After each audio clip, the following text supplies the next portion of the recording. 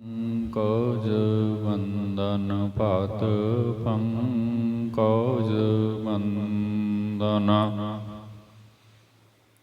ਸਿਮਰੋ ਅੰਗਦ ਦੋਖ ਨਿਕੰਦਨ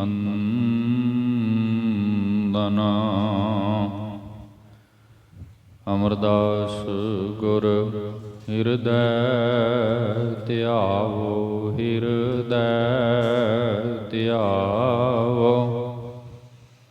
ਸ੍ਰੀ ਗੁਰੂ ਰਾਮਦਾਸ ਗੁਣ ਗਾਵੋ। ਸ੍ਰੀ ਅਰਜਨ ਵਿਘਨਨ ਕੇ ਨਾਸ਼ਕ ਵਿਘਨਨ ਕੇ ਨਾਸ਼ਕ। ਹਰਿ ਗੋਬਿੰਦ ਸ਼ੁਭ ਸੁਮਤਿ ਪ੍ਰਕਾਸ਼ਕ। ਸ੍ਰੀ ਹਰਿ ਰਾਇ ਨਮੋ ਕਰ ਜੋਰੀ ਨਮੋ ਕਰ ਜੋਰੀ। ਗੁਰੂ ਹਰਿ ਕ੍ਰਿਸ਼ਨ ਮਨਾਇ ਬਹੋਰੀ। ਤੇਗ ਬਹਾਦਰ ਪਰਮ ਕਿਰਪਾਲਾ ਜੀ ਪਰਮ ਕਿਰਪਾਲਾ। ਸ੍ਰੀ ਗੁਰੂ ਗੋਬਿੰਦ ਸਿੰਘ ਵਿਸ਼ਾਲਾ। ਧਰੋਂ ਧਰਾ ਧਰ ਪੁਨ ਪੁਨ ਸੀਸ ਜੀ ਪੁਨ ਪੁਨ ਸੀਸ। ਬੰਦੋਂ ਬਾਰ ਬਾਰ ਜਗਦੀਸ਼। ਜਿਸਮਹਿ ਅੰਮ੍ਰਿਤ ਗਿਆਨ ਹੈ ਮਾਨੁਖ ਭਗਤ ਵੈਰਾਗ। ਸ੍ਰੀ ਗੁਰੂ ਗ੍ਰੰਥ ਸਾਹਿਬ ਉਦਦ ਬੰਦੋਂ ਕਰ ਅਨੁਰਾਗ। ਇਕ ਓੰਕਾਰ ਸਤਿਗੁਰੂ ਤਿਹ ਪ੍ਰਸਾਦ ਸਚ ਹੋਇ। ਵਾਹਿਗੁਰੂ ਜੀ ਕੀ ਫਤਿਹ। ਵਿਘਨ ਵਿਨਾਸ਼ਨ ਸੋਇ। ਵਾਹਿਗੁਰੂ ਜੀ ਕੀ ਫਤਿਹ। ਵਿਘਨ ਵਿਨਾਸ਼ਨ ਸੋਇ। ਸਿੱਖ ਸੰਗਤ ਕੋ ਸੁਧ ਕਹਿ ਦਈ। ਆਗੇ ਜਾਨ ਗੁਰੂ ਮਤ ਠਈ। ਸੁਣ ਸੰਗਤ ਇਕੱਠੀ ਹੋਇ ਆਈ। ਅਨੇਕ ਪ੍ਰਕਾਰ ਉਪਾਇ ਨ ਲਿਆਈ। ਪਰਮ ਸਨਮਾਨਯੋਗ ਚਵਰ ਛਤਰ ਤਖਤ ਦੇ ਮਾਲਕ ਜ਼ਾਹਰ ਜ਼ਹੂਰ ਹਾਜ਼ਰ ਹਜ਼ੂਰ ਸਤਿਗੁਰੂ ਸਾਹਿਬ ਸ੍ਰੀ ਗੁਰੂ ਗ੍ਰੰਥ ਸਾਹਿਬ ਜੀ ਮਹਾਰਾਜ। ਸਤਿਗੁਰੂ ਜੀ ਕੀ ਪਾਵਨ ਪਵਿੱਤਰ ਹਜ਼ੂਰੀ ਅੰਦਰ ਉਪਸਥਿਤ ਹੋਏ ਗੁਰੂ ਸਵਾਰੇ ਗੁਰੂ ਪਿਆਰੇ ਸਤ ਸੰਗੀ ਜਨੋ, ਆਓ ਮਹਾਰਾਜ ਜੀ ਕੀ ਬਖਸ਼ਿਸ਼ ਨਾਲ ਸੰਧਿਆ ਵੇਲੇ ਦੇ ਪਾਵਨ ਪਵਿੱਤਰ ਦੀਵਾਨਾਂ ਦੀ ਪ੍ਰਾਰੰਭਤਾ ਕਰੀਏ। ਗੁਰੂ ਇਤਿਹਾਸ ਕੀ ਲੜੀਵਾਰ ਕਥਾ ਜੋ ਨਿਤ ਪ੍ਰਤ ਮਹਾਰਾਜ ਕੇ ਇਨ੍ਹਾਂ ਪਵਿੱਤਰ ਸਥਾਨਾਂ ਤੇ ਹੁੰਦੀ ਹੈ, ਆਪ ਸੰਗਤ ਬੜੇ ਪਿਆਰ ਅਦਬ ਭਾਵਨਾ ਸਹਿਤ ਸਰਵਣ ਕਰਦੇ ਹੋ। ਚਲਦੀ ਆ ਰਹੀ ਲੜੀ ਤਹਿਤ ਥੋੜਾ ਜਿਹਾ ਸਮਾਂ ਮਹਾਰਾਜ ਜੀ ਕੇ ਜੀਵਨ ਬਿਰਤਾਂਤਾਂ ਦੇ ਨਾਲ ਜੁੜਨ ਦਾ ਯਤਨ ਕਰਦੇ ਹਾਂ। ਆਓ ਸਭ ਤੋਂ ਪਹਿਲਾਂ ਗੁਰਦੇਵ ਪਿਤਾ ਤੋਂ ਆਗਿਆ ਲਈਏ, ਆਪਣੀ ਰਸਨਾ ਪਵਿੱਤਰ ਕਰੀਏ।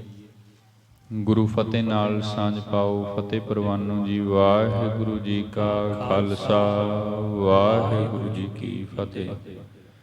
ਕੱਲ੍ਹ ਦਿਆਂ ਦੀਵਾਨਾਂ ਅੰਦਰ ਜਿੱਥੇ ਸੰਪੰਨਤਾ ਹੋਈ, ਸਤਿਗੁਰੂ ਸ੍ਰੀ ਗੁਰੂ ਤੇਗ ਬਹਾਦਰ ਸਾਹਿਬ ਜੀ ਮਹਾਰਾਜ ਜੋ ਕਿ ਪੂਰਬ ਦੇਸ਼ ਦੇ ਅੰਦਰ ਪ੍ਰਚਾਰ ਕਰਦੇ ਹੋਏ ਉਸ ਪਵਿੱਤਰ ਧਰਤੀ ਤੇ ਜਾ ਕਰਕੇ ਪਹੁੰਚੇ ਹਨ, ਜਿਸ ਦਾ ਜ਼ਿਕਰ ਦਸਵੇਂ ਪਾਤਸ਼ਾਹ ਆਪਣੀ ਲਿਖਤ ਬਾਣੀ ਅੰਦਰ ਵੀ ਕਰਦੇ ਹਨ ਕਿ ਇਸ ਪਵਿੱਤਰ ਧਰਤੀ ਤੇ ਸਾਡਾ ਅਵਤਾਰ ਹੋਇਆ ਹੈ।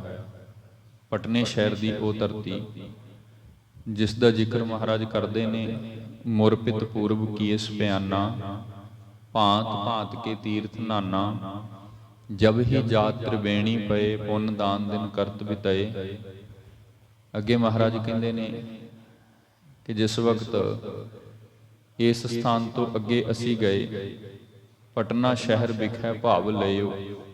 ਮੇਰੇ ਪਿਤਾ ਜੀ ਜਿਸ ਵਕਤ ਪਟਨਾ ਸ਼ਹਿਰ ਵਿਖੇ ਪਹੁੰਚਦੇ ਨੇ ਤੇ ਉੱਥੇ ਸਾਡਾ ਅਵਤਾਰ ਹੁੰਦਾ ਹੈ। ਇਹ ਉਹ ਪਾਵਨ ਧਰਤੀ ਹੈ ਜਿਸ ਸਥਾਨ ਤੇ 10ਵੇਂ ਪਾਤਸ਼ਾਹ ਸ੍ਰੀ ਗੁਰੂ ਗੋਬਿੰਦ ਸਿੰਘ ਸਾਹਿਬ ਮਹਾਰਾਜ ਜੀ ਦਾ ਅਵਤਾਰ ਹੋਇਆ ਹੈ। ਸ੍ਰੀ ਗੁਰੂ ਤੇਗ ਬਹਾਦਰ ਮਹਾਰਾਜ ਪਰਿਵਾਰ ਸਹਿਤ ਇਸ ਧਰਤੀ ਤੇ ਪਹੁੰਚ ਗਏ ਨੇ। ਲਗਾਤਾਰ ਕੁਝ ਦਿਨ ਇਸ ਥਾਂ ਤੇ ਗੁਜ਼ਾਰੇ ਹਨ ਤੇ ਇੱਥੇ ਰੁਕਣ ਤੋਂ ਉਪਰੰਤ ਜਿਵੇਂ ਮਹਾਰਾਜ ਸੱਚੇ ਪਾਤਸ਼ਾਹ ਅੱਗੇ ਆਪਣੇ ਪੜਾਅ ਦਰ ਪੜਾਅ ਇਸ ਯਾਤਰਾ ਤੇ ਤੁਰੇ ਹੋਏ ਨੇ।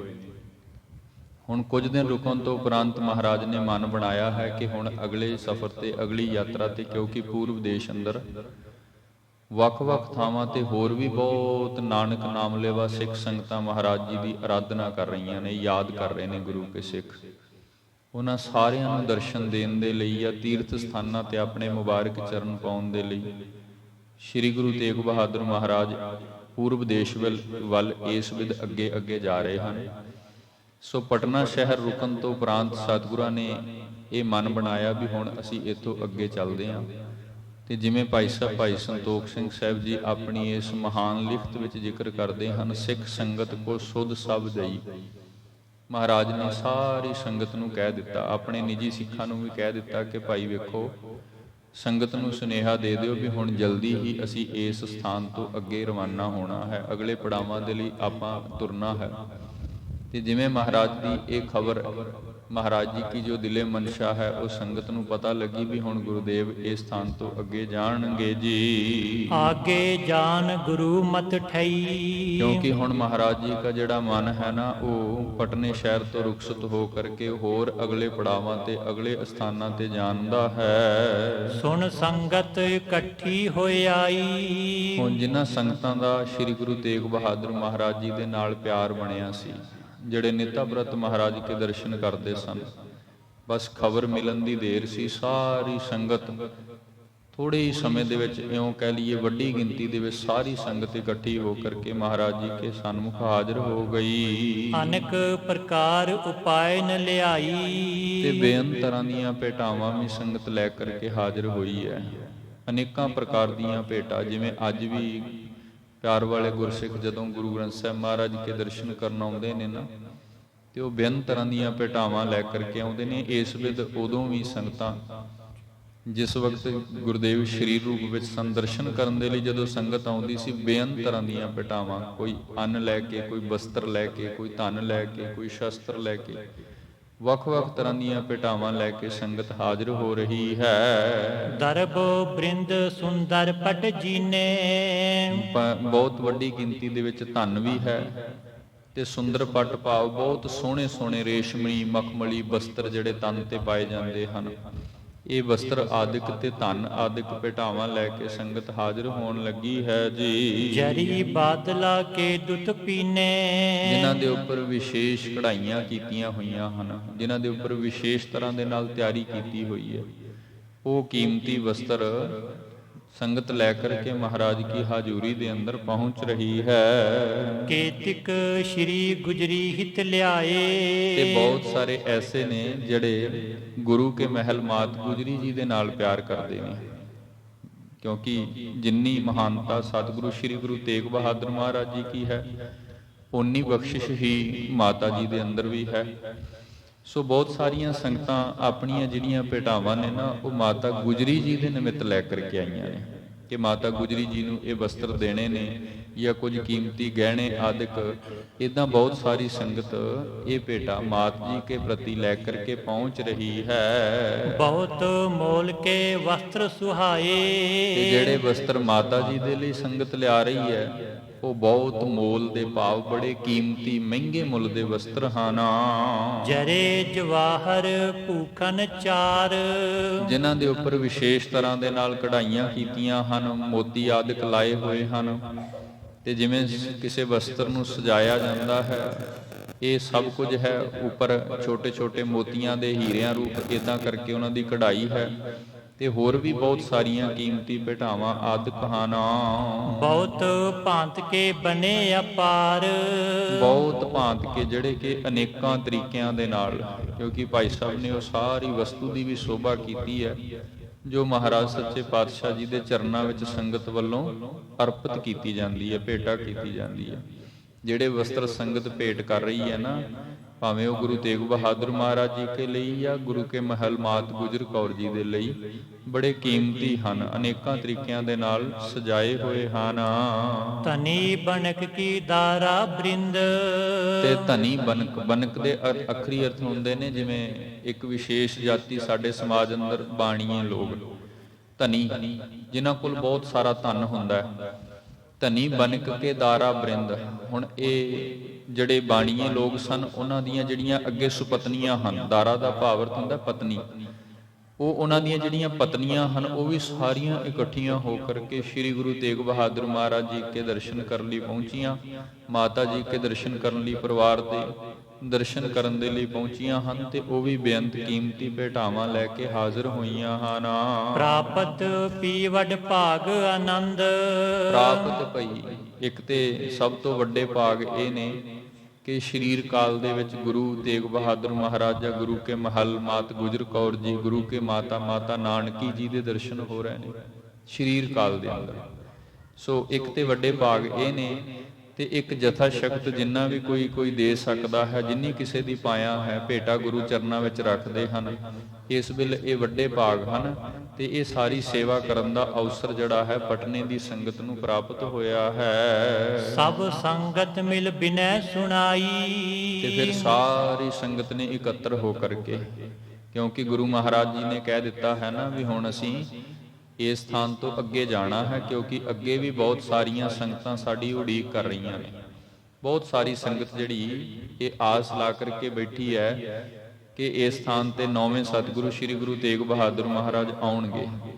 ਸੋ ਉਹਨਾਂ ਸਾਰੀਆਂ ਸੰਗਤਾਂ ਨੂੰ ਦਰਸ਼ਨ ਦੇਣ ਦੇ ਲਈ, ਜਾਂ ਅੱਗੇ ਵੀ ਵੱਖ-ਵੱਖ ਤੀਰਥ ਸਥਾਨ ਨੇ, ਉਹਨਾਂ ਸਥਾਨਾਂ ਤੇ ਸਿੱਖੀ ਦਾ ਪ੍ਰਚਾਰ ਪ੍ਰਸਾਰ ਕਰਨ ਦੇ ਲਈ, ਸੋ ਮਹਾਰਾਜ ਨੇ ਜਿਸ ਵਕਤ ਆਪਣੇ ਮਨ ਦੀ ਇਹ ਗੱਲ ਸਾਰੀ ਸੰਗਤ ਨੂੰ ਸੁਣਾਈ, ਉਸੇ ਵਕਤ ਹੀ ਵੱਡੀ ਗਿਣਤੀ ਅੰਦਰ ਸੰਗਤ ਇਕੱਠੀ ਹੋ ਗਈ। ਤੇ ਫਿਰ ਭਰੀ ਸੰਗਤ, ਸਾਰੀ ਸੰਗਤ ਨੇ ਹੀ ਮਹਾਰਾਜ ਗੁਰੂ ਤੇਗ ਬਹਾਦਰ ਜੀ ਕੇ ਚਰਨਾਂ ਅੰਦਰ ਇਹ ਬਿਨਤੀ, ਇਹ ਅਰਦਾਸ ਕੀਤੀ ਹੈ, ਸ੍ਰੀ ਗੁਰ ਕਿਰਪਾ ਕਰੋ ਇਸ ਥਾਈ। ਸੰਗਤ ਅਰਦਾਸ ਕਰਨ ਲੱਗੀ, ਬੇਨਤੀ ਕਰਨ ਲੱਗੀ ਕਿ ਗਰੀਬ ਨਿਵਾਸ ਸਤਿਗੁਰੂ, ਜਦੋਂ ਦੇ ਆਪ ਇਸ ਸਥਾਨ ਤੇ ਆਏ ਹੋ ਨਾ, ਬੜੀ ਬਖਸ਼ਿਸ਼ ਹੋਈ ਹੈ, ਬੜੀ ਕਿਰਪਾ ਵਰਤੀ ਹੈ, ਤੇ ਜੇਕਰ ਆਪ ਅੱਗੇ ਵੀ ਇਸੇ ਤਰ੍ਹਾਂ ਕਿਰਪਾ ਕਰੋ, ਭਾਵ ਹੋਰ ਸਮਾਂ ਇਸ ਪਵਿੱਤਰ ਸਥਾਨ ਤੇ ਠਹਿਰ ਜਾਓ ਜੀ। ਸੇਵਾ ਆਪਣੀ ਸਭ ਫਰਮਾਵੋ, ਤੇ ਜੇ ਆਪ ਜੀਆਂ ਨੇ ਇਸ ਸਥਾਨ ਤੇ ਹੋਰ ਠਹਿਰੋ, ਭਾਵ ਕਿਰਪਾ ਕਰੋ, ਤੇ ਤੁਹਾਨੂੰ ਕਿਸੇ ਵੀ ਤਰ੍ਹਾਂ ਦੀ ਕੋਈ ਹੋਰ ਸੇਵਾ ਚਾਹੀਦੀ ਹੈ, ਭਾਵ ਜਿਵੇਂ ਉਸ ਸਥਾਨ ਤੇ ਰਹਿਣ ਦੇ ਲਈ ਸੰਗਤ ਨੇ ਹਵੇਲੀ ਤਿਆਰ ਕਰਵਾ ਦਿੱਤੀ ਸੀ, ਜਾਂ ਜਥਾ ਸ਼ਕਤ ਹੋਰ ਜੋ ਵੀ ਕੋਈ ਸੇਵਾ ਜੀ ਦੀ ਲੋੜ ਹੈ, ਕਿਉਂਕਿ ਇਹ ਸਾਨੂੰ ਵੀ ਪਤਾ ਗੁਰਮੁਖੋ ਕਿ ਜਿਵੇਂ ਅੱਜ ਵੀ ਗੁਰੂ ਕੇ ਤੀਰਥ ਸਥਾਨ ਨੇ ਨਾ, ਤੇ ਉੱਥੇ ਬਹੁਤ ਸਾਰੀਆਂ ਸੇਵਾਵਾਂ ਦੀ ਲੋੜ ਹੈ, ਕਿਉਂਕਿ ਜਿੱਥੇ ਗੁਰਦੇਵ ਬੈਠਦੇ ਨੇ ਨਾ, ਉਹ ਕੋਈ ਆਮ ਥਾਂ ਨਹੀਂ ਹੁੰਦਾ, ਉਹ ਕੋਈ ਆਮ ਨਹੀਂ ਵੀ ਉੱਥੇ ਛੋਟਾ ਜਿਹਾ ਪ੍ਰਬੰਧ ਚੱਲ ਜਾਂਦਾ ਹੈ। ਉੱਥੇ ਹੋਰ ਬਹੁਤ ਵੱਡੇ ਵੱਡੇ ਪ੍ਰਬੰਧ ਕਰਨੇ ਪੈਂਦੇ ਨੇ, ਕਿਉਂਕਿ ਪਤਾ ਨਹੀਂ ਹਜ਼ਾਰਾਂ ਦੀ ਗਿਣਤੀ ਵਿੱਚ ਸੰਗਤ ਕਿਹੜੇ ਪਾਸੋਂ ਦੀ ਆ ਜਾਣੀ ਹੈ। ਗੁਰੂ ਦੇ ਦਰਸ਼ਨ ਕਰਨਾ ਸੰਗਤ ਦਾ ਮਕਸਦ ਹੈ, ਤੇ ਜਿੱਥੇ ਸੰਗਤ ਆਵੇਗੀ ਉੱਥੇ ਉਹਨਾਂ ਦੀ ਦੇਗ ਪ੍ਰਸ਼ਾਦ ਦੇ ਲਈ, ਲੰਗਰ ਦੇ ਲਈ, ਰਹਿਣ ਦੇ ਲਈ ਆਦਿਕ ਬਹੁਤ ਸਾਰੀ ਸੇਵਾ ਵੱਡੇ ਪੱਧਰ ਤੇ ਹੋ ਜਾਂਦੀ ਹੈ।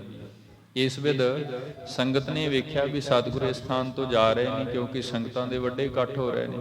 ਸੋ ਜੇ ਕੋਈ ਹੋਰ ਸੇਵਾ ਦੀ ਲੋੜ ਹੈ, ਇਸੇ ਸਥਾਨ ਤੇ ਹੀ ਕੋਈ ਵੱਡਾ ਕਾਰਜ ਹੈ, ਆਪ ਕਿਰਪਾ ਕਰੋ, ਸਾਰੀ ਸੰਗਤ ਉਹ ਸੇਵਾ ਕਰਨ ਦੇ ਲਈ ਹਾਜ਼ਰ ਹੈ ਜੀ। ਹਮ ਦਾਸੋਂ ਸੋ ਕਹਿ ਕਰਵਾਵੋ, ਮਹਾਰਾਜ ਅਸੀਂ ਆਪ ਜੀ ਕੇ ਦਾਸ ਹਾਂ, ਸਾਰੀ ਸੰਗਤ ਹੀ ਆਪ ਜੀ ਕੀ ਦਾਸ ਹੈ, ਆਪ ਕਿਰਪਾ ਕਰਕੇ ਸਾਡੇ ਪਾਸੋਂ ਕਰਵਾ ਲਓ ਜੀ। ਚਰਨ ਆਪ ਕੇ ਜਹਾਂ ਉਪਾਸੇ, ਮਹਾਰਾਜ ਜਿਸ ਸਥਾਨ ਤੇ ਆਪ ਜੀ ਕੇ ਮੁਬਾਰਕ ਚਰਨ ਪੈਂਦੇ ਹਨ, ਉਪਾਸੇ ਦਾ ਭਾਵ ਹੈ ਜਿਸ ਵੀ ਅਸਥਾਨ ਤੇ ਗੁਰੂ ਦੇ ਚਰਨ ਟਿਕ ਜਾਂਦੇ ਹਨ, ਉਹ ਪਵਿੱਤਰ ਅਸਥਾਨ ਹੁੰਦਾ ਹੈ।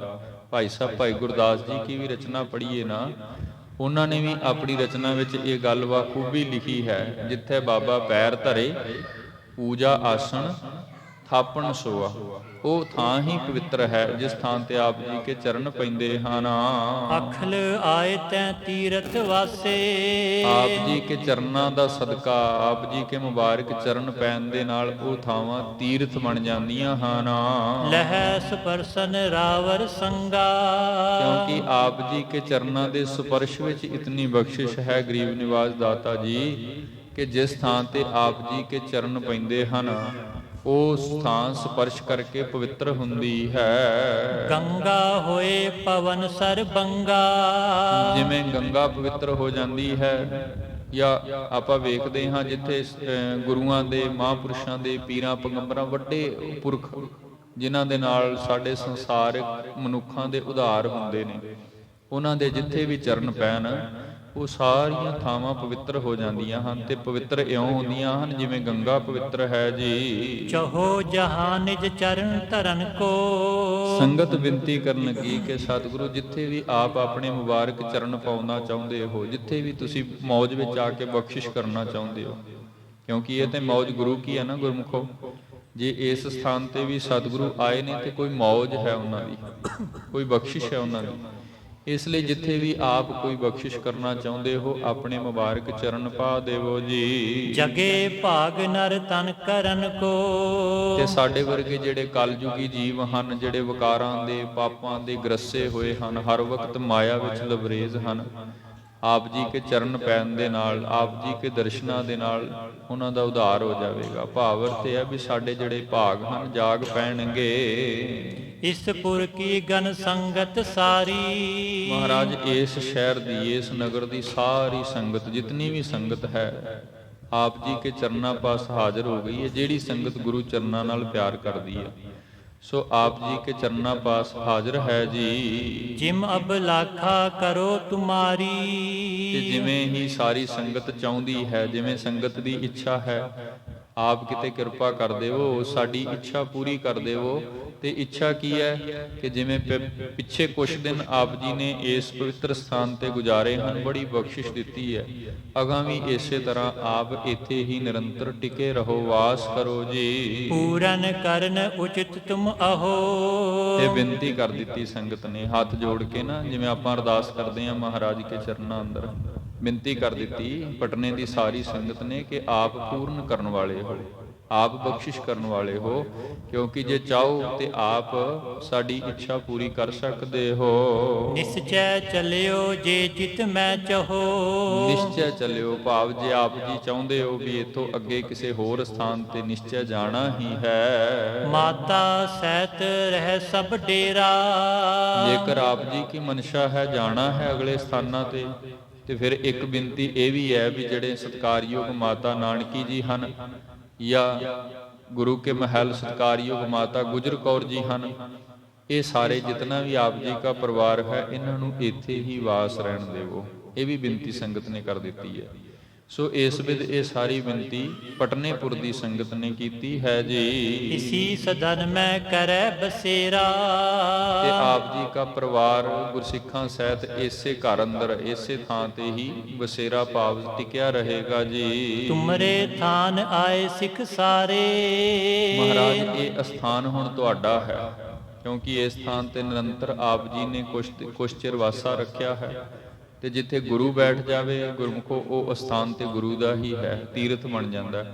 ਸੋ ਹੁਣ ਇਹ ਅਸਥਾਨ ਜਿਹੜਾ ਹੈ ਇਹ ਆਪ ਜੀ ਕਾ ਹੈ। ਤੇ ਆਪ ਜੀ ਕੇ ਦਰਸ਼ਨ ਕਰਨ ਦੇ ਲਈ ਜਿਹੜੇ ਵੀ ਕੋਈ ਦੂਰ ਦੁਰਾਡੇ ਤੋਂ, ਦੂਰ ਦੇਸ਼ਾਂ ਤੋਂ ਸਿੱਖ ਆਉਣਗੇ, ਪੂਜੈ ਸਰਬ ਪਾਂਤ ਹਿਤ ਤਾਰੇ।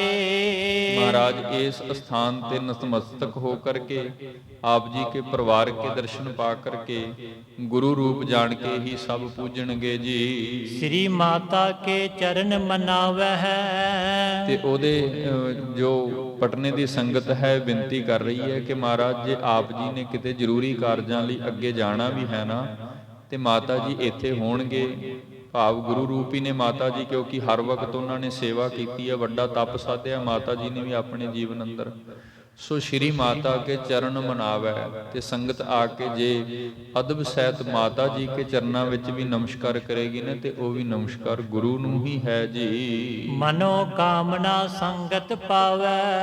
ਇਸ ਵਿਦ ਇੱਥੇ ਬਖਸ਼ਿਸ਼ ਵਰਤੇਗੀ ਪਟਨੇਪੁਰ ਦੀ ਸੰਗਤ ਤੇ ਹੋਰ ਦੂਰ ਨੇੜੇ ਤੋਂ ਆਉਣ ਵਾਲੀ ਸਾਰੀ ਸੰਗਤ ਜਿਹੜੀ ਮਾਤਾ ਜੀ ਕੇ ਚਰਨ ਪਰਸ ਕਰਕੇ ਹੀ ਆਪਣੀਆਂ ਮਨੋ ਕਾਮਨਾਵਾਂ ਪੂਰਨ ਕਰੇਗੀ ਜੀ। ਆਪ ਆਏ ਹੋ ਰਹੇ ਉਡੀਕਾ। ਆਪ ਜੀ ਆਪਣੇ ਕਾਰਜਾਂ ਦੇ ਲਈ, ਕਿਉਂਕਿ ਮਹਾਰਾਜ ਨੇ ਪਹਿਲੇ ਦੱਸ ਵੀ ਦਿੱਤਾ ਹੈ ਨਾ ਕਿ ਭਾਈ ਅੱਗੇ ਬਹੁਤ ਸਥਾਨ ਨੇ, ਬਹੁਤ ਸਾਰੇ ਸਿੱਖ ਨੇ ਜਿਹੜੇ ਸਾਡੀ ਉਡੀਕ ਕਰ ਰਹੇ ਨੇ, ਜ਼ਰੂਰੀ ਕਾਰਜ ਵੀ ਨੇ।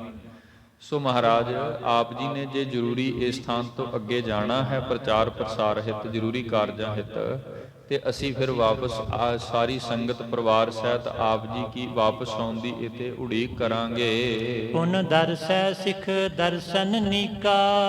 ਪੁਨ ਦਰਸੈ, ਤੇ ਫਿਰ ਇਦਾਂ ਫਿਰ ਸਾਡਾ ਵੀ ਸੁਭਾਗ ਬਣ ਜਾਏਗਾ। ਸੁਭਾਗ ਤੋਂ ਭਾਵ ਕੀ ਹੈ ਕਿ ਇੱਕ ਵਾਰ ਤੇ ਦਰਸ਼ਨ ਹੁਣ ਹੋ ਰਹੇ ਨੇ, ਤੇ ਜਿਸ ਵਕਤ ਫਿਰ ਜੇ ਪਰਿਵਾਰ ਇੱਥੇ ਹੋਇਆ ਤੇ ਨਿਸ਼ਚੈ ਹੀ ਗੁਰੂ ਤੇਗ ਬਹਾਦਰ ਮਹਾਰਾਜ ਇਸ ਸਥਾਨ ਤੇ ਦੁਬਾਰਾ ਆਉਣਗੇ, ਭਾਵੇਂ ਉਹ ਕਿੰਨੇ ਵੀ ਸਮੇਂ ਤੋਂ ਬਾਅਦ ਆਉਣ। ਕਿਉਂਕਿ ਇਤਿਹਾਸਿਕ ਹਵਾਲਿਆਂ ਮੁਤਾਬਕ ਅਸੀਂ ਵੇਖਾਂਗੇ ਤੇ ਕੋਈ 5 ਵਰ੍ਹਿਆਂ ਤੋਂ ਵੱਧ ਸਮਾਂ ਲੱਗਦਾ ਪਿਆ। ਭਾਵੇਂ ਸਤਿਗੁਰੂ ਕਿੰਨੇ ਵੀ ਸਮੇਂ ਤੋਂ ਬਾਅਦ ਇਸ ਸਥਾਨ ਤੇ ਵਾਪਸ ਆਉਣਗੇ, ਪਰੰਤੂ ਸਾਡਾ ਸੁਭਾਗ ਹੋਵੇਗਾ ਵੀ ਮਹਾਰਾਜ ਜਦੋਂ ਵੀ ਆਉਣਗੇ ਦੁਬਾਰਾ ਸਾਨੂੰ ਫਿਰ ਦਰਸ਼ਨ ਹੋਣਗੇ, ਫਿਰ ਸੇਵਾ ਦਾ ਮੌਕਾ ਮਿਲੇਗਾ, ਫਿਰ ਸੰਗਤ ਚਰਨ ਪਰ ਸਕੇਗੀ। ਇਸ ਲਈ ਇਹ ਆਪ ਜੀ ਕੇ ਚਰਨਾਂ ਅੰਦਰ ਬੇਨਤੀ ਹੈ। ਆਪ ਆਪਣੇ ਕਾਰਜਾਂ ਲਈ ਜਾ ਸਕਦੇ ਹੋ ਅੱਗੇ, ਪਰਿਵਾਰ ਦੀ ਜਿਹੜੀ ਸੇਵਾ ਹੈ ਹੁਣ ਸਾਡੇ ਪਾਸ ਹੀ ਰਹਿਣ ਦਿਓ ਜੀ। ਅਪਰ ਤਰਕ ਨੈ ਕਰੋ ਪ੍ਰਕਾਸ਼।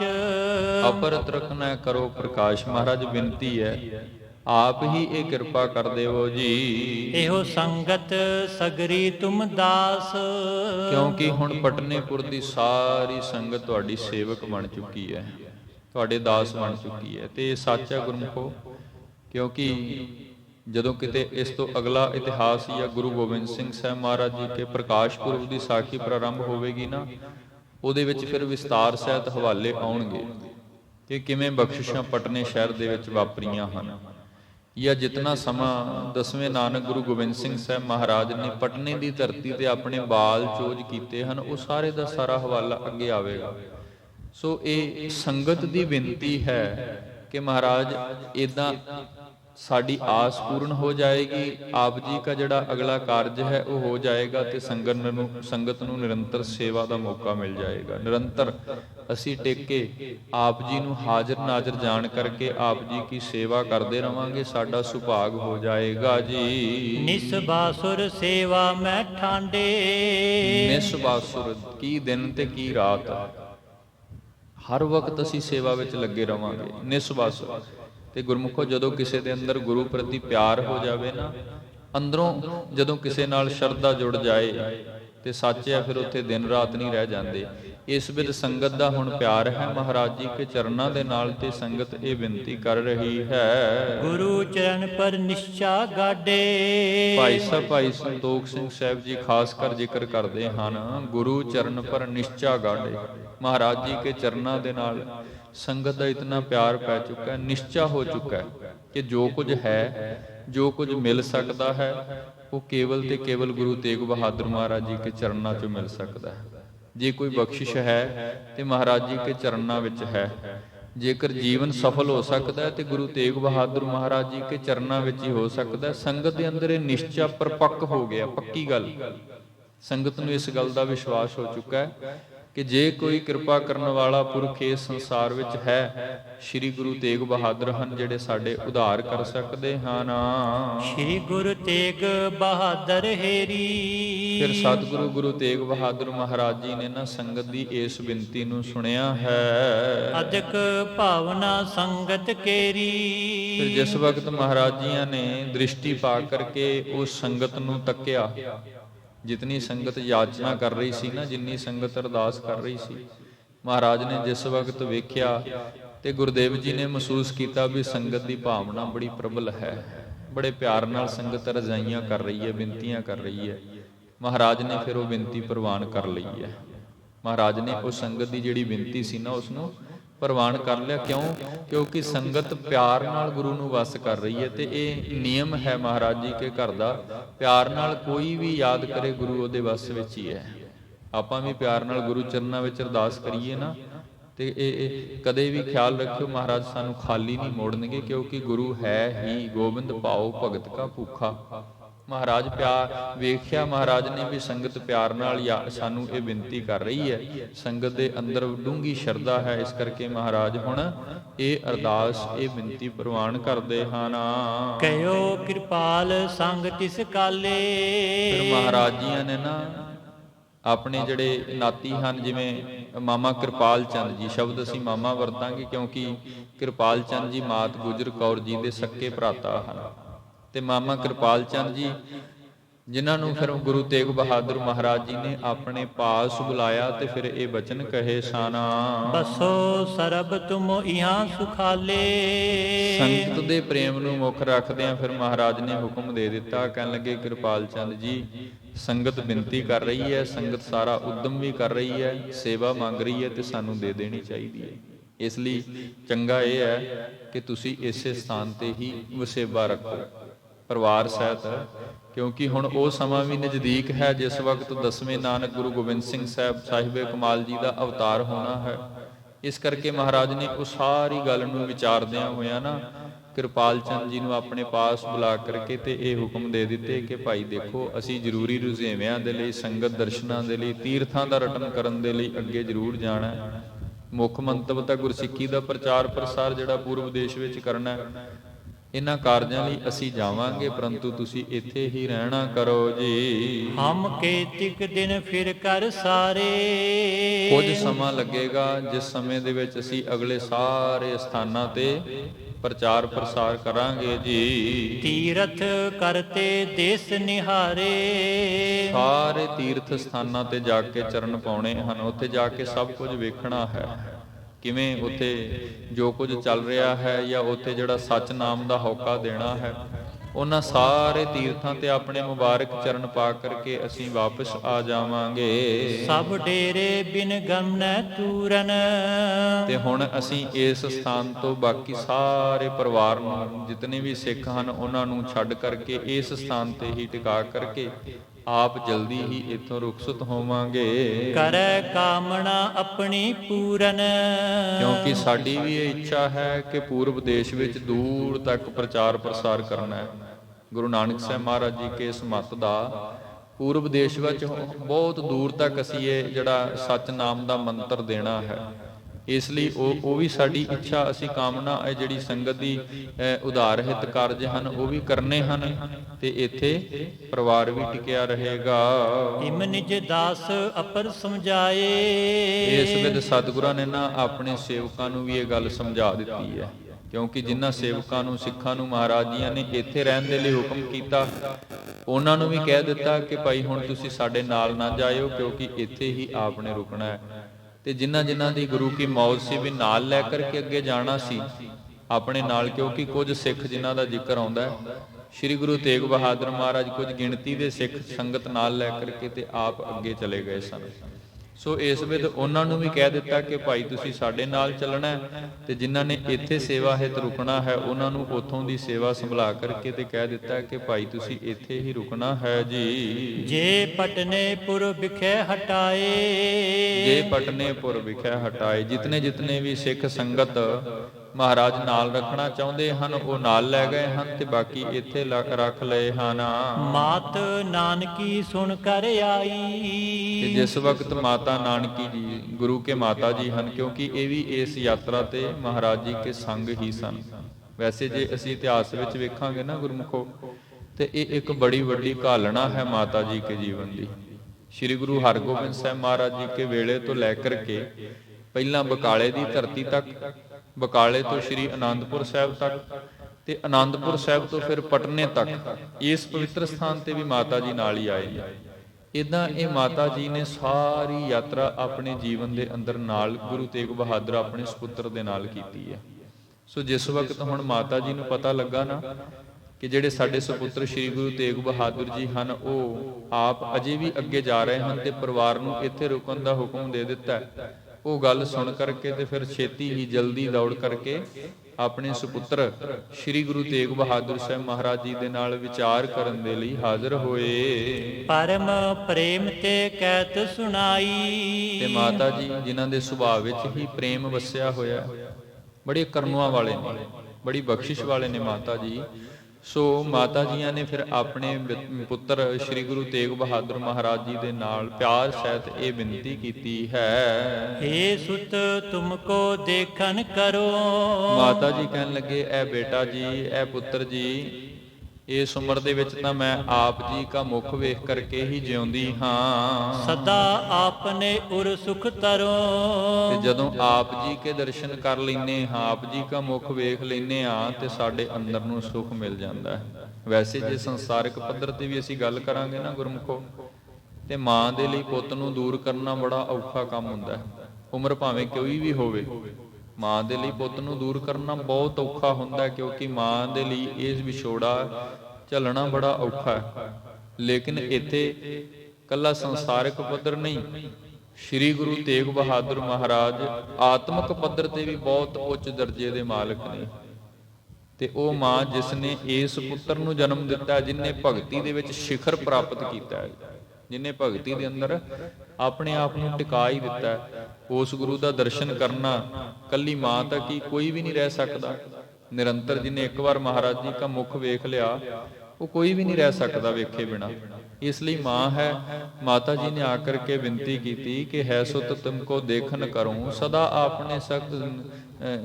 ਆਪਣੇ ਉਰ ਸੁਖ ਧਰੂੰ, ਕਿ ਤੁਹਾਨੂੰ ਵੇਖ ਕੇ ਹੀ ਮੇਰੇ ਹਿਰਦੇ ਨੂੰ ਠੰਡ ਪੈ ਜਾਂਦੀ ਹੈ, ਤੁਹਾਡਾ ਦਰਸ਼ਨ ਕਰਕੇ ਹੀ ਮੇਰਾ ਹਿਰਦਾ ਜਿਹੜਾ ਹੈ ਨਾ ਸ਼ੀਤਲ ਹੋ ਜਾਂਦਾ ਹੈ। ਅਬ ਮੋਕੋ ਤਜ ਕੈ ਨਿਜ ਸੰਗ। ਪਰੰਤੂ ਹੁਣ ਤੁਸੀਂ ਸਾਨੂੰ ਆਪਣੇ ਸਾਥ ਤੋਂ ਵਿਛੋੜ ਰਹੇ ਹੋ, ਸਾਨੂੰ ਇੱਥੇ ਰਹਿਣ ਲਈ ਕਹਿ ਰਹੇ ਹੋ, ਤੇ ਆਪ ਤੁਸੀਂ ਅੱਗੇ ਜਾ ਰਹੇ ਹੋ। ਗਮਨ ਅਗਾਰੀ ਤਰੋ ਮੰਗ। ਹੁਣ ਤੁਹਾਡੀ ਤੇ ਇੱਛਾ ਇਹ ਹੈ ਵੀ ਅਸੀਂ ਹੋਰ ਦੇਸ਼ਾਂ ਵਿੱਚ ਵੀ ਅਜੇ ਦੌਰਾ ਕਰਨਾ ਹੈ, ਪ੍ਰਚਾਰ ਕਰਨਾ ਹੈ, ਪਾਵਨ ਚਰਨ ਪਾਉਣੇ ਹਨ, ਲੇਕਿਨ ਸਾਡੇ ਲਈ ਹੁਣ ਇਜਾਜ਼ਤ ਨਹੀਂ ਹੈ। ਸੁਣ ਕੇ ਸਤਿਗੁਰ ਨੇ ਸਮਝਾਈ।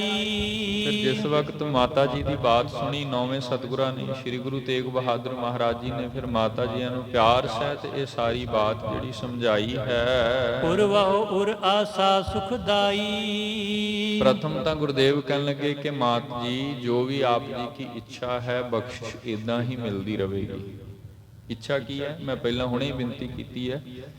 ਮਾਤਾ ਜੀ ਨੇ ਕਿਹਾ ਵੀ ਤੁਹਾਡਾ ਮੁਖ ਦਾ ਦੀਦਾਰ ਕਰਕੇ ਸਾਡਾ ਹਿਰਦਾ ਠਰ ਜਾਂਦਾ ਹੈ, ਤੁਹਾਡੇ ਦਰਸ਼ਨ ਕਰਕੇ ਅੰਦਰ ਸ਼ਾਂਤ ਹੋ ਜਾਂਦਾ ਹੈ, ਸਾਰੇ ਵਿਖਾਦ ਮੁੱਕ ਜਾਂਦੇ ਨੇ। ਸੋ ਪ੍ਰਥਮ ਤਾਂ ਇਹ ਇੱਛਾ ਹੈ ਕਿ ਨਿਰੰਤਰ ਇਦਾਂ ਤੁਹਾਡੇ ਦਰਸ਼ਨ ਹੁੰਦੇ ਰਹਿਣ। ਮਹਾਰਾਜ ਨੇ ਕਿਹਾ, ਸਤ ਵਚਨ ਮਾਤਾ ਜੀ, ਨੇਤਰ ਬੰਦ ਕਰੋਗੇ ਇਦਾਂ ਹੀ ਮੁਖ ਦਿਸੇਗਾ, ਇਦਾਂ ਹੀ ਜਿਵੇਂ ਤੁਸੀਂ ਸਾਨੂੰ ਪ੍ਰਤੱਖ ਰੂਪ ਵਿੱਚ ਦੇਖਦੇ ਹੋ ਨਾ, ਇਸੇ ਤਰ੍ਹਾਂ ਹੀ ਆਪ ਜੀ ਜਿਸ ਵਕਤ ਵੀ ਸਾਨੂੰ ਯਾਦ ਕਰੋਗੇ ਅਸੀਂ ਤੁਹਾਡੇ ਹਾਜ਼ਰ ਹੋਵਾਂਗੇ। ਤੁਹਾਡੀ ਇਹ ਇੱਛਾ ਅਸੀਂ ਪੂਰਨ ਕਰਦੇ ਹਾਂ। ਹਮਕੋ ਜਾਨੋ ਬਨੈ ਜ਼ਰੂਰ। ਪਰੰਤੂ ਮਾਤਾ ਜੀ ਬੇਨਤੀ ਹੈ ਵੀ ਜਿਸ ਦੇਸ਼ ਵਿੱਚ ਅਸੀਂ ਪ੍ਰਚਾਰ ਪ੍ਰਸਾਰ ਦੇ ਲਈ ਆਏ ਹਾਂ, ਗੁਰੂ ਨਾਨਕ ਸਾਹਿਬ ਜੀਆਂ ਦੇ ਮੱਤ ਦਾ ਪ੍ਰਚਾਰ, ਬਾਣੀ ਦਾ ਪ੍ਰਚਾਰ ਕਰਨ ਲਈ ਆਏ ਹਾਂ, ਉਸ ਕਾਰਜ ਨੂੰ ਲੈ ਕੇ ਵੀ ਸਾਨੂੰ ਅਗਾਰੀ ਅਗਲੇ ਦੇਸ਼ਾਂ ਵਿੱਚ ਜਾਣਾ ਜ਼ਰੂਰੀ ਹੈ। ਕੇਤਿਕ ਸਿੱਖਿਆਨ ਸਰਦਾ ਪੂਰ। ਕਿਉਂਕਿ ਇੱਥੋਂ ਤੱਕ ਆਪ ਜੀ ਨੇ ਵੇਖਿਆ ਹੈ, ਜਾਂ ਅਸੀਂ ਵੀ ਪਿੱਛੇ ਇਹ ਇਤਿਹਾਸ ਗੁਰੂ ਸਾਖੀਆਂ ਵਿੱਚ ਪੜ੍ਹਿਆ ਕਿ ਮਹਾਰਾਜ ਪੂਰਬ ਦੇਸ਼ ਵਿੱਚ ਕੀ ਜਾਂਦੇ ਨੇ, ਬੇਅੰਤ ਸੰਗਤਾਂ ਭੇਟਾਵਾਂ ਲੈ ਕਰਕੇ ਹਰ ਵਕਤ ਜਿੱਥੇ ਮਹਾਰਾਜ ਹੁੰਦੇ ਨੇ ਹਾਜ਼ਰ ਹੋ ਜਾਂਦੀਆਂ ਨੇ। ਕੋਈ ਕਿਸੇ ਕਿਸਮ ਦੀ ਭੇਟਾ, ਕੋਈ ਕਿਸੇ ਕਿਸਮ ਦੀ, ਕੋਈ ਧਨ, ਕੋਈ ਅੰਨ, ਕੋਈ ਵਸਤਰ, ਕੋਈ ਸ਼ਸਤਰ, ਬੇਅੰਤ ਭੇਟਾਵਾਂ ਲੈ ਕੇ। ਤੇ ਬਹੁਤੇ ਐਸੇ ਵੀ ਨੇ, ਜਿਵੇਂ ਚਾਚਾ ਫੱਗੋ ਜੀ ਦਾ ਜ਼ਿਕਰ ਆਇਆ ਪਿੱਛੇ ਸਾਖੀ ਅੰਦਰ, ਉਹਨਾਂ ਨੇ ਘਰ ਹੀ ਬਣਾ ਕੇ ਰੱਖਿਆ ਵੀ ਪਹਿਲਾਂ ਗੁਰੂ ਤੇਗ ਬਹਾਦਰ ਆ ਕੇ ਇੱਥੇ ਆਪਣੇ ਚਰਨ ਪਾਉਣਗੇ ਤੇ ਫਿਰ ਮੈਂ ਵਸੋਂ ਕਰਨੀ ਹੈ। ਬਹੁਤੇ ਪਲੰਗ ਬਣਾ ਕਰਕੇ ਬੈਠੇ ਨੇ ਵੀ ਮਹਾਰਾਜ ਆਉਣਗੇ ਤੇ ਇੱਥੇ ਮਹਾਰਾਜ ਜੀਆਂ ਨੂੰ ਵਿਸ਼ਰਾਮ ਕਰਵਾਉਣਾ। ਇਸ ਲਈ ਇਹ ਜਿਤਨੇ ਪੂਰਬ ਦੇਸ਼ ਦੀ ਸੰਗਤ ਹੈ ਨਾ, ਇਹ ਬੜੇ ਪਿਆਰ ਸਹਿਤ ਸਾਨੂੰ ਯਾਦ ਕਰ ਰਹੀ ਹੈ, ਪਿਆਰ ਸਹਿਤ ਵਾਰ-ਵਾਰ ਸਾਡੇ ਅੱਗੇ ਅਰਦਾਸਾਂ ਬੇਨਤੀਆਂ ਕਰ ਰਹੀ ਹੈ। ਜਿਵੇਂ ਪਿੱਛੇ ਵੇਖਿਆ ਵੀ ਸੰਗਤ ਜਿੰਨਾ ਪਿਆਰ ਕਰਦੀ ਹੈ, ਇਦਾਂ ਅੱਗੇ ਵੀ ਹੋਰ ਦੇਸ਼ਾਂ ਵਿੱਚ ਬਹੁਤ ਸੰਗਤਾਂ ਸਾਨੂੰ ਯਾਦ ਕਰ ਰਹੀਆਂ ਹਨ। ਉਹਨਾਂ ਸੰਗਤਾਂ ਨੂੰ ਦੀਦਾਰ ਕਰਨ ਦੇਣ ਦੇ ਲਈ ਸਾਡੇ ਲਈ ਇਹ ਉਦਮ ਬੜਾ ਜ਼ਰੂਰੀ ਹੈ। ਭਾਵ ਅਰਥ ਅਗਲੇ ਦੇਸ਼ਾਂ ਵਿੱਚ ਜਾਣਾ ਵੀ ਸਾਡਾ ਅਤਿਅੰਤ ਜ਼ਰੂਰੀ ਹੈ ਜੀ। ਇਸ ਪ੍ਰਕਾਰ ਦੇ ਸਭ ਕੋ ਤੀਰ। ਤੇ ਭਾਈ ਸਾਹਿਬ ਭਾਈ ਸੰਤੋਖ ਸਿੰਘ ਸਾਹਿਬ ਜੀ ਜ਼ਿਕਰ ਕਰਦੇ ਨੇ, ਇਸ ਵਿਦਨਾ ਨੌਵੇਂ ਸਤਿਗੁਰਾਂ ਨੇ ਸਾਰਿਆਂ ਨੂੰ ਧੀਰਜ ਬਖਸ਼ਿਆ। ਪ੍ਰਥਮ ਤਾਂ ਮਾਤ ਗੁਜਰ ਕੌਰ ਗੁਰੂ ਜੀ ਕੇ ਮਹਲ, ਫਿਰ ਮਾਤਾ ਨਾਨਕੀ ਜੀ ਨੂੰ ਬਖਸ਼ਿਸ਼ ਦਿੱਤੀ, ਫਿਰ ਮਾਮਾ ਕਿਰਪਾਲ ਚੰਦ ਜੀ ਨੇ, ਜਾਂ ਹੋਰ ਜਿਹੜੇ ਵੀ ਸਿੱਖ ਜਾਂ ਪਟਨੇ ਦੀ ਜਿੰਨੀ ਸੰਗਤ ਵਾਰ-ਵਾਰ ਅਰਦਾਸਾਂ ਕਰ ਰਹੀ ਸੀ, ਮਹਾਰਾਜ ਇੱਥੇ ਹੀ ਟਿਕੋ, ਇੱਥੇ ਹੀ ਟਿਕੋ। ਤੇ ਸੱਚ ਜਾਣੋ, ਅਰਦਾਸ ਐਸੀ ਪ੍ਰਵਾਨ ਹੋਈ, ਸਰੀਰ ਕਰਕੇ ਭਾਵੇਂ ਗੁਰੂ ਤੇਗ ਬਹਾਦਰ ਮਹਾਰਾਜ ਉਸ ਸਥਾਨ ਤੋਂ ਆ ਗਏ। 10ਵੇਂ ਨਾਨਕ ਗੁਰੂ ਗੋਬਿੰਦ ਸਿੰਘ ਜੀਆਂ ਦਾ ਅਵਤਾਰ ਉਸ ਸਥਾਨ ਤੇ ਹੋਇਆ ਤੇ ਆਪ ਸਰੀਰ ਕਰਕੇ ਮਹਾਰਾਜ ਆ ਗਏ, ਲੇਕਿਨ ਅੱਜ ਵੀ ਇੱਕ ਤਖਤ ਸ੍ਰੀ ਹਰਮੰਦਰ ਪਟਨਾ ਸਾਹਿਬ ਜੀ ਦੇ ਅੰਦਰ ਉਹ ਗੁਰੂ ਕੀ ਯਾਦ ਵਿੱਚ ਸੁਭਾਇਮਾਨ ਹੈ। ਆਪਾਂ ਦਰਸ਼ਨ ਵੀ ਕਰਕੇ ਆਉਨੇ ਆ, ਉੱਥੇ ਹੀ ਟਿਕ ਗਏ ਗੁਰਦੇਵ। ਜੋ ਸੰਗਤ ਨੇ ਬੇਨਤੀ ਕੀਤੀ ਨਾ, ਮਹਾਰਾਜ ਨੇ ਪ੍ਰਵਾਨ ਕਰ ਲਈ। ਇਸ ਵਿਦ ਭਾਈ ਸਾਹਿਬ ਭਾਈ ਸੰਤੋਖ ਸਿੰਘ ਸਾਹਿਬ ਜੀ ਜ਼ਿਕਰ ਕਰਦੇ ਹਨ, ਸਾਰੀ ਸੰਗਤ ਨੂੰ ਧੀਰਜ ਦੇ ਕਰਕੇ ਸਤਿਗੁਰੂ ਸ੍ਰੀ ਗੁਰੂ ਤੇਗ ਬਹਾਦਰ ਮਹਾਰਾਜ ਜੀਓ ਚਲਿਓ ਚੈਤ ਹੈ ਗੁਰੂ ਗੰਭੀਰ। ਤੇ ਮਹਾਰਾਜ ਆਪਣੇ ਆਪ ਦੇ ਵਿੱਚ ਬਹੁਤ ਡੂੰਘਾਈ ਤੱਕ ਇਹ ਸਾਰੀਆਂ ਵਿਚਾਰਾਂ ਕਰਦੇ ਹਨ। ਸ਼ਬਦ ਵਰਤਿਆ ਗੰਭੀਰ। ਗੰਭੀਰ ਦਾ ਮਤਲਬ ਹੈ ਕਿ ਇਸ ਗੱਲ ਨੂੰ ਇਉਂ ਨਹੀਂ ਵੀ ਕੇਵਲ ਉਤਰੇ ਪੱਧਰ ਤੋਂ ਹੀ ਸੋਚ ਕਰਕੇ ਵੀ ਚਲੋ ਚਲੇ ਗਏ ਪਹੁੰਚ ਗਏ ਤੇ ਠੀਕ ਹੈ, ਨਹੀਂ ਤਾਂ ਫਿਰ ਵੇਖੀ ਜਾਏਗੀ। ਗੁਰੂ ਦਾ ਜਿਹੜਾ ਉਦੇਸ਼ ਹੈ ਨਾ, ਉਹ ਇਦਾਂ ਨਹੀਂ ਹੈ। ਜੇ ਜਗਤ ਦਾ ਉਧਾਰ ਕਰਨਾ ਹੈ ਨਾ, ਆਪ ਸਾਖੀ ਪੜ੍ਹ ਕੇ ਵੇਖੋ, ਗੁਰੂ ਨਾਨਕ ਸਾਹਿਬ ਇੱਕ ਦਿਨ ਵੀ ਥੱਕੇ ਨਹੀਂ ਨੇ। ਜੇ ਜਗਤ ਦਾ ਲੋਕਾਈ ਦਾ, ਸਾਡੇ ਵਰਗੇ ਕਲਯੁਗੀ ਜੀਵਾਂ ਦਾ ਉਧਾਰ ਕਰਨਾ ਹੈ, ਭਾਈ ਸਾਹਿਬ ਭਾਈ ਗੁਰਦਾਸ ਸਾਹਿਬ ਜੀ ਕੀ ਰਚਨਾ ਪੜ੍ਹੀਏ ਤੇ ਉਹਨਾਂ ਨੇ ਇੱਥੋਂ ਤੱਕ ਲਿਖਿਆ ਹੈ, ਬਾਬਾ ਨਾਨਕ ਸਾਹਿਬ ਜੀ ਆਪਣੀ ਯਾਤਰਾ ਤੇ ਨਿਕਲੇ ਨੇ ਤੇ ਰਾਹ ਦੀ ਕੋਈ ਮੁਸ਼ਕਲ ਉਹਨਾਂ ਨੇ ਆਪਣੇ ਤਨ ਨੂੰ ਉਹਦੇ ਉੱਪਰ ਟਿਕਣ ਨਹੀਂ ਦਿੱਤੀ। ਜਿਵੇਂ ਜ਼ਿਕਰ ਕਰਦੇ ਨੇ ਭਾਈ ਸਾਹਿਬ ਜੀ, ਰੇਤ ਅੱਕ ਆਹਾਰ ਕਰ ਰੋੜਾਂ ਦੀ ਗੁਰ ਕਰੀ ਵਿਛਾਈ। ਜਦੋਂ ਮਹਾਰਾਜ ਤੁਰੇ ਨੇ ਨਾ, ਜੰਗਲਾਂ ਦੇ ਰਸਤੇ ਵਿੱਚ, ਪਹਾੜੀਆਂ ਦੇ ਰਸਤੇ ਵਿੱਚ, ਹੋਰ ਵੱਖਰੇ ਵੱਖਰੇ ਸਮੁੰਦਰਾਂ ਨੂੰ ਲੰਘ ਗਏ। ਮਕਸਦ ਕੀ ਹੈ ਕਿ ਇਹ ਸਾਰੀ ਲੋਕਾਈ ਦਾ ਉਧਾਰ ਕਰਨਾ ਹੈ, ਤੇ ਇੰਨੀ ਗੰਭੀਰਤਾ ਲੈ ਕਰਕੇ ਤੇ ਉਹੀ ਜੋਤ ਹੁਣ 9ਵੇਂ ਸਰੀਰ ਵਿੱਚ ਵਰਤ ਰਹੀ ਹੈ। ਮਾਲਵੇ ਦੇਸ਼ ਦਾ ਰਟਨ ਕਰਦੇ ਹੋਏ ਸ੍ਰੀ ਅਨੰਦਪੁਰ ਸਾਹਿਬ ਤੋਂ ਤੁਰੇ ਹਨ, ਪਟਨੇ ਤੱਕ ਪਹੁੰਚ ਗਏ ਹਨ। ਹੁਣ ਪਟਨੇ ਤੋਂ ਤੁਰ ਕੇ ਵੱਖ-ਵੱਖ ਸਥਾਨਾਂ ਤੇ ਹੁੰਦੇ ਹੋਏ ਢਾਕੇ ਤੱਕ ਚਲੇ ਜਾਣਾ।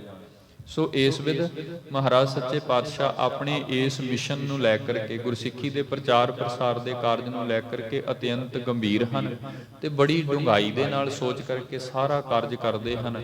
ਸੰਗਤਾਂ ਨੂੰ ਵੀ ਦਰਸ਼ਨ ਬਖਸ਼ਦੇ ਹਨ ਤੇ ਆਪ ਆਪਣੀ ਜਿਹੜੀ ਯਾਤਰਾ ਹੈ ਉਹ ਵੀ ਨਿਰੰਤਰ ਜਾਰੀ ਰੱਖਦੇ ਹਨ। ਇਸ ਪਵਿੱਤਰ ਸਥਾਨ ਤੇ, ਪਟਨੇ ਦੀ ਧਰਤੀ ਤੇ ਗੁਰੂ ਦਾ ਪਰਿਵਾਰ ਟਿਕਿਆ ਹੈ। ਇੱਥੋਂ ਕੁਝ ਸਿੱਖਾਂ ਨੂੰ ਨਾਲ ਲੈ ਕਰਕੇ ਸ੍ਰੀ ਗੁਰੂ ਤੇਗ ਬਹਾਦਰ ਮਹਾਰਾਜ ਅਗਲੇ ਅਸਥਾਨਾਂ ਦੇ ਲਈ ਰਵਾਨਾ ਹੋ ਗਏ ਨੇ।